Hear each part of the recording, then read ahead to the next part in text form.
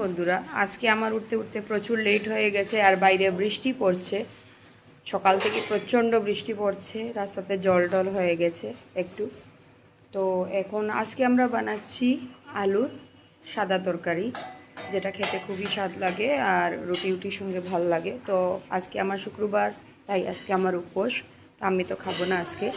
তো সবাইকে আজকে আমি রুটি বানিয়ে দেব আর সাদা আলুর তরকারি বানিয়ে দেব। তো তোমরা দেখো আমি কীরকম বানাই। গরম হয়ে গেছে, এখন আমি দিয়ে দেবো কালো জিরে, তারপরে দিয়ে দেবো আদা কুচনো,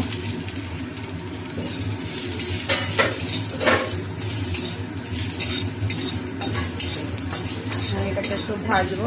ভেজে আমি আলু সিদ্ধ করে রেখেছিলাম, সেটা আমি ছেড়ে দেবো।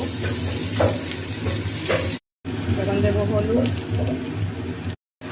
সামান্য জিরে, লঙ্কার গুঁড়ো স্বাদ মতন। এখন এটাকে ভাজা করব।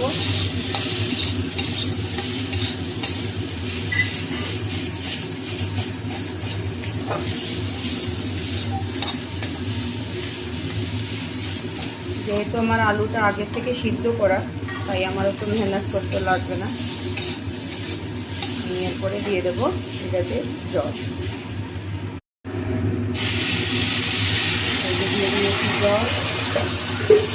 কালকে আমি পনির টিক্কার তরকারি বানিয়েছিলাম, তো সেটা দিয়ে আর এই আলুর সাদা তরকারি দিয়ে আমরা আজকে সকালে রুটি খেয়ে নেব। তো এখন এটা হয়ে যাবে, বাচ্চারাও খুব ভালো পায় আর এটা খেতেও খুব লাইট লাগে। লুচি দিয়েও তো খুব স্বাদ লাগে, কিন্তু আজকে আমি লুচি না বানিয়ে আজকে আমি রুটি বানাবো। তো রুটি দিয়ে আমি আজকে বানিয়ে দেবো আলুর তরকারি। আমি তোমাদের দেখাবো এটা কুক হয়ে যাওয়ার পরে। হয়ে গেছে আমার আলুর সাদা সাদা তরকারি।